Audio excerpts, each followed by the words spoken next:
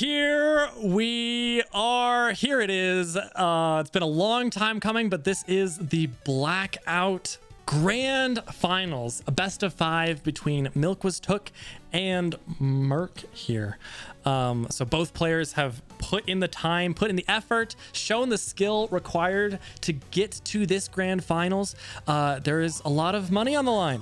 It's a $100 grand prize pool total. Winner gets $65, and the loser of this battle, second place, will be getting $35 cash. Probably the biggest cash prize in any PCG tournament to date. So there's a lot on the line, and let's get into it. So their battle has already started. We're watching it on a slight delay. But here we have Milk had led out with Lucario. And Merc led with Talonflame. Talonflame went for Will-O-Wisp turn 1. Milk switched into Starmie, and the Will-O-Wisp missed. Not a huge deal. Of course, that's a little bit of luck early on that this Will-O-Wisp missed, but it wouldn't have made a big difference anyway. Starmie is a special attacker, generally speaking. Worth noting that this Starmie is not at full health, so just a little tiny mistake before the battle even started for Milk to not have his Pokemon fully healed. I doubt that'll be a big factor, but we'll see. All right, and let's see what the next turn has for us. So Starmie goes for Octazooka against this Delmise. Does get a crit. Doesn't do too much damage anyway, though. And Dragonite. So this is the grand finals. Both players are incentivized to kind of bring their best teams and really lay out everything here in this battle. Here we have the same thing happening again. Starmie coming in on the Talonflame. The Will-O-Wisp does hit this time, but again, still not going to make a huge difference. Actually, you know what? The Starmie does have Shadow Punch, so that burn did make a difference for that attack. Kind of surprised to see the Starmie using a physical attack. There's Psybeam, which is a special attack, but Melodic is quite tanky, so it does not take too much. However, the Melodic goes for Bubble Beam, which is resisted by the water type of Starmie, and that's not doing too much either. Worth noting that earlier in this battle already, we saw that Milk did have a healing Dragonite, so when Merc saw that happen, he needs to keep that in mind. He needs to kind of be thinking ahead of time, what does he want to use to fight the Dragonite? Because he needs to have an answer for that, and he can't lose his answer or he will lose to the Dragonite. Here's Toxtricity coming into the Melodic. We saw that the Melodic beat the Starmie quite handily, actually. Wouldn't have expected that to happen, but that's kind of just how it worked out. And so Toxtricity came in. Merc did not want to lose his Melodic, but the Toxtricity went for a sleep move, and so now this Tyranitar is asleep, which will let Milk switch in his Lucario quite easily. So that's what he does. Goes for Steel Wing, but Merc does have a Talonflame available. So that'll take that attack quite well. Toxtricity coming back in, does get burned. Could be a very big burn there. It's hard to say. Tyranitar coming back in. Electroweb does okay damage. Toxtricity possibly could just beat the Tyranitar outright, but Milk doesn't want to do that. So here, we've seen this before. We've seen Lucario versus Tyranitar. If you're Milk, you know that Merc is switching out here. Tyranitar's 4 times weak to a fighting move, so Milk really isn't thinking about what he's seeing in front of him. Milk is thinking, what can I do about what I'm gonna see come in? He saw that the answer last turn, last time this showed up, was the Talonflame, right? So Milk should probably be thinking ahead and trying to make a play to fight the Talonflame specifically. However, Merc doesn't want to be predictable, so maybe he does something different. We'll see what he chooses to do. Goes into Melodic this time. Lucario goes for Icy Wind, probably trying to hit that Talonflame. Wouldn't have done too much even if it did hit, but maybe would have done more than the fighting attack. And this Melodic is proving to be a very strong defensive threat for Milk.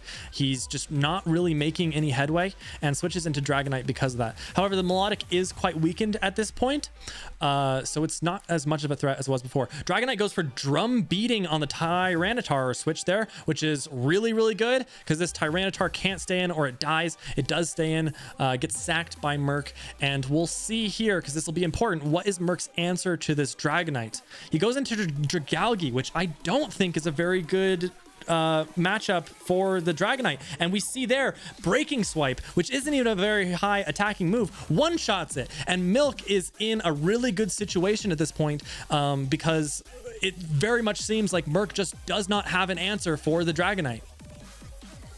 Gothitelle coming in, kind of surprised to see that. We'll see. Aegislash, I think Milk is really, really in a very strong position. We'll see if Merc is able to take it back at all. Shadow Punch from the Aegislash, Ominous Wind from the Gothitelle. So Aegislash does have the super effective attack and Gothitelle does not, but Merc is in a situation where he feels like he can't switch out. He's kind of already lost a lot, and he can't be switching around and losing health because of that. It looks like he does want to keep the last amount of health on his Gothitelle. Could end up later being important. And here's Talonflame coming in on this Aegislash.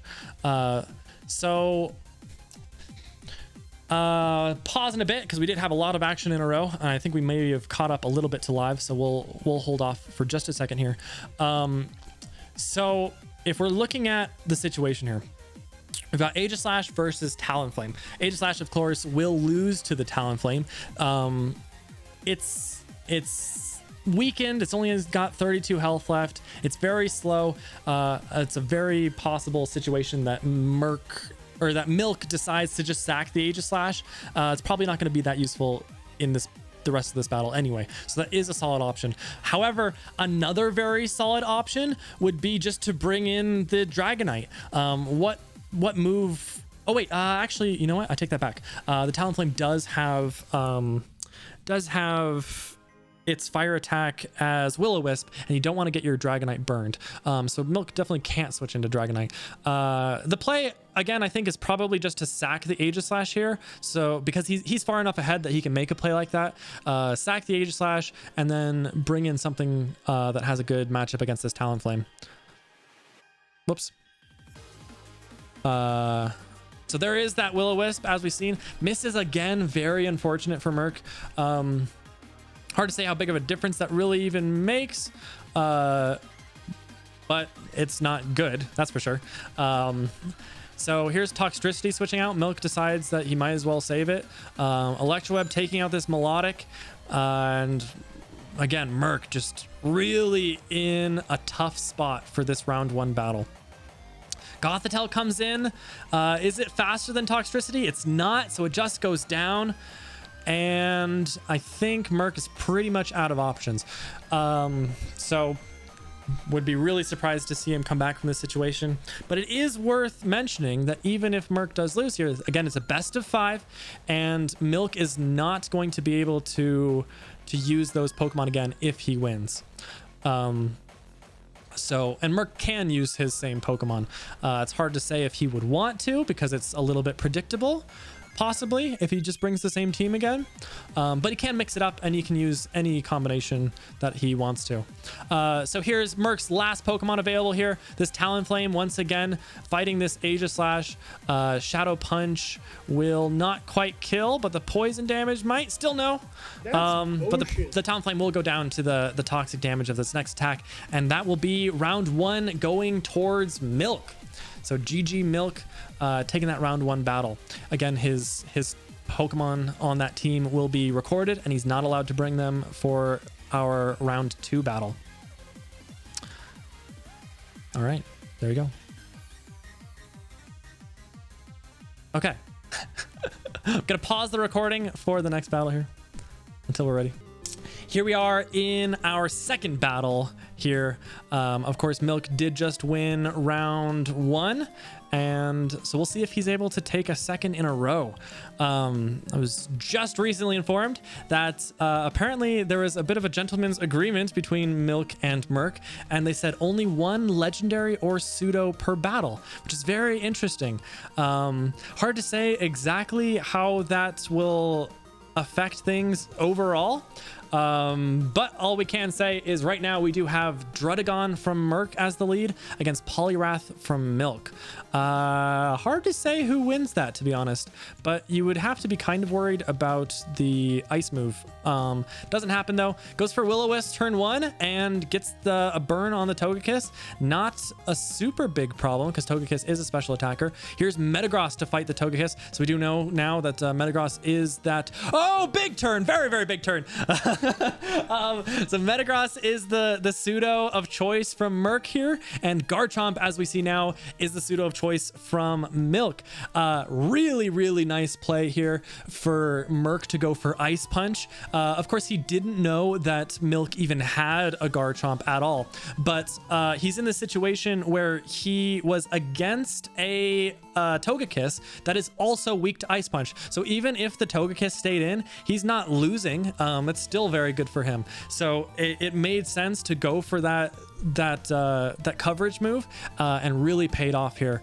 However, that being said, this Garchomp is not dead.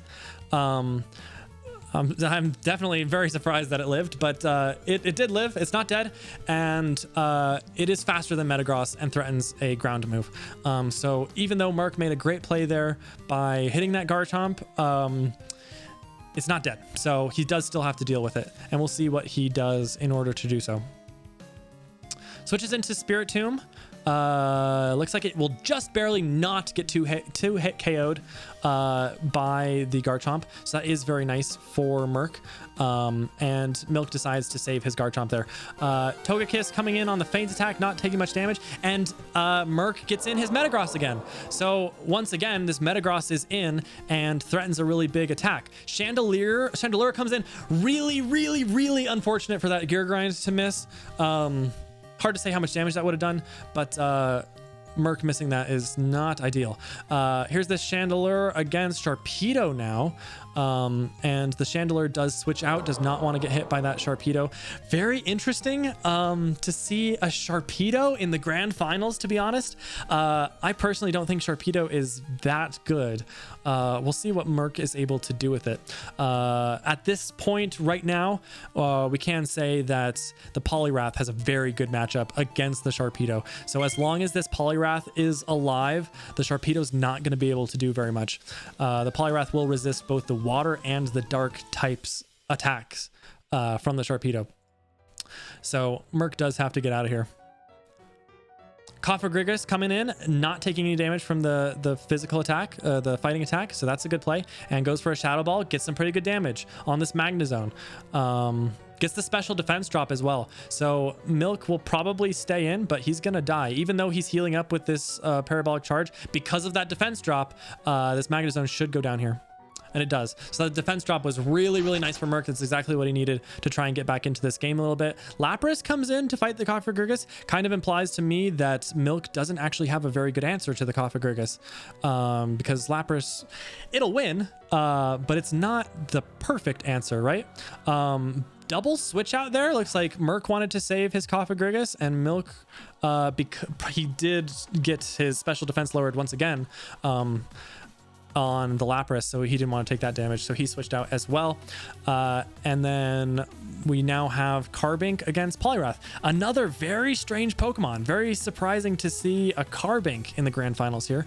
But overall, it's kind of a weird matchup. Poliwrath weak to the fairy type of Carbink, and Carbink weak to the water type of Poliwrath. Poliwrath is probably faster, so I would imagine the Carbink will lose out on this overall, but we'll see what happens. Poliwrath goes for Land's Wrath. Not doing too much. Gazingleam also not doing too much. It's hard to say if that's a 3-hit KO or a 4, and it could make a big difference. Goes for the Razor Shell here, so he does have that strong water move available.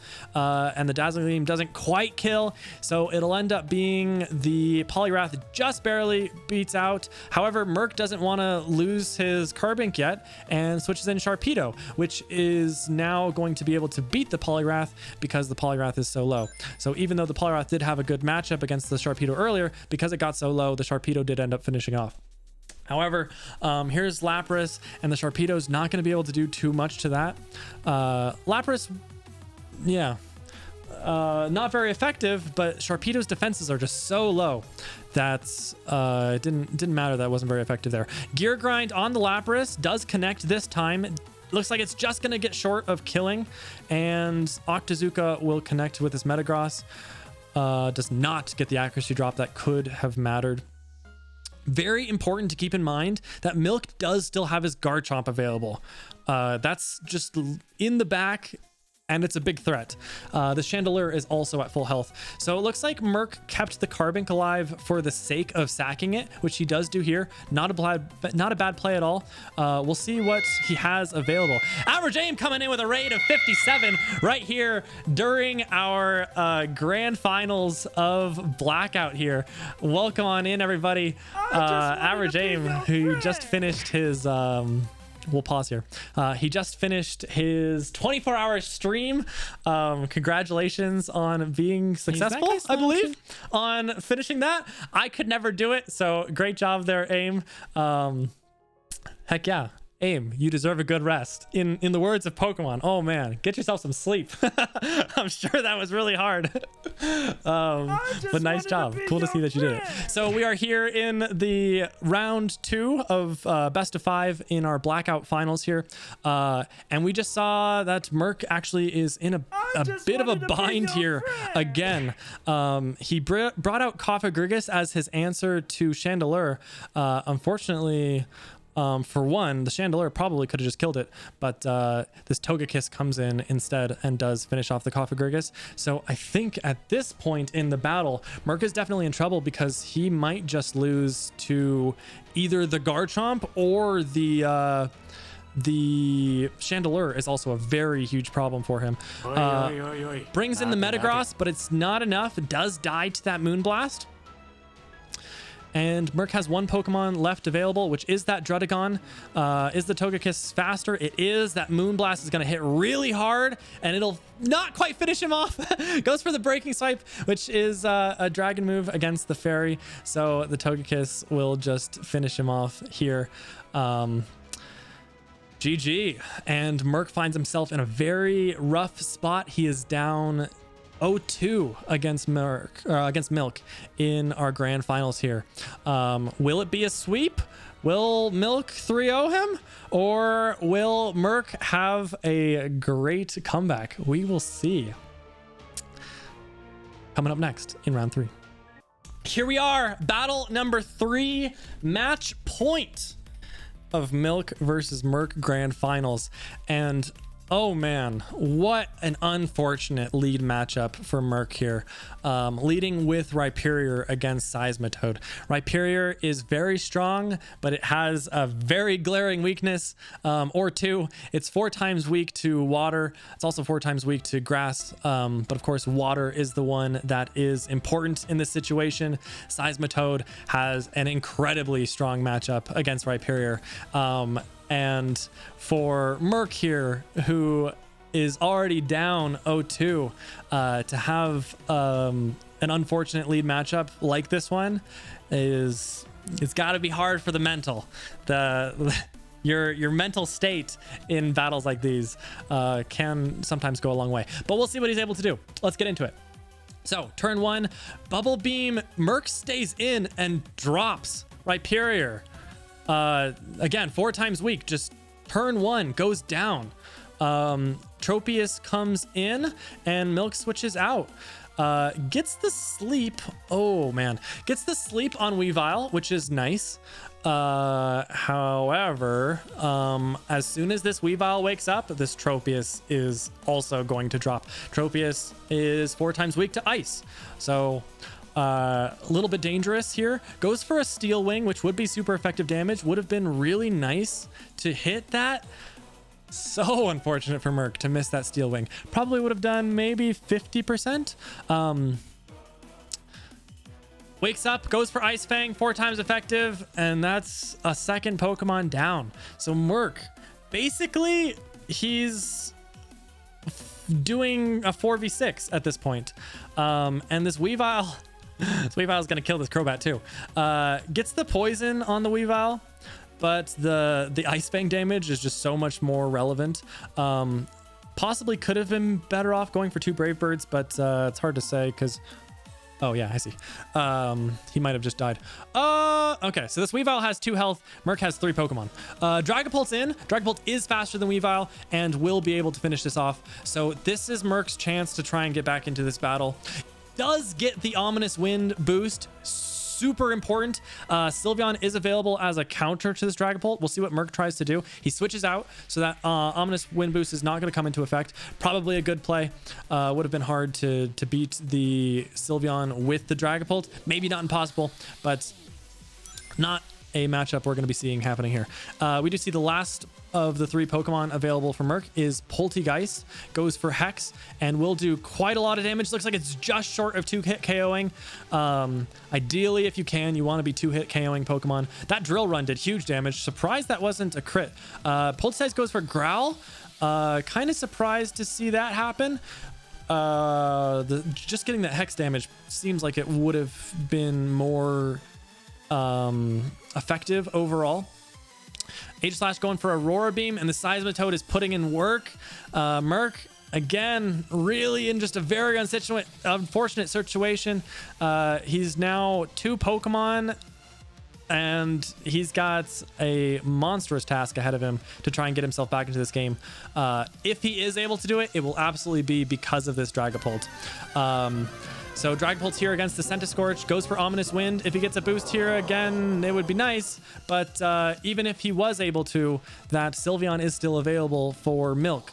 So if the Sylveon was killed somehow, then the Dragapult might be able to do something. But we'll see. So Milk has his own Dragapult, which is... quite unfortunate to see for Merc. Looks like his... Okay, we'll pause for just a second here. Unfortunate to see because Dragapult's... Or the Dragapult on Merc's side was his best chance of coming back. And Milk is kind of coming in and saying, I didn't even need my Sylveon because I have a Dragapult of my own to fight yours. However, Merc's Dragapult was faster, which is really important in this matchup. Goes for a Breaking Swipe, which will lower the attack of Milk's Dragapult. So we'll see. Is this -1 attack Dragon Claw going to kill or not? It probably will, but we'll see. And it does. So Merc's last Pokemon available is that Aegislash we saw before. The Dragapult is faster. We'll go for the Hex, finish off the Aegislash, and there you have it. Your winner of the Blackout tournament is Milk himself. GG. Congratulations. Well earned. He played very well throughout the entire tournament, and definitely was deserving of that victory there. But congratulations to Merc as well for getting into 2nd place. I think he also did very, very well throughout that tournament. So very well played by both players. Hope you guys enjoyed. Blackout is finally finished. What a tournament it was. Absolutely incredible. Thank you all for all who joined. Hope you enjoyed.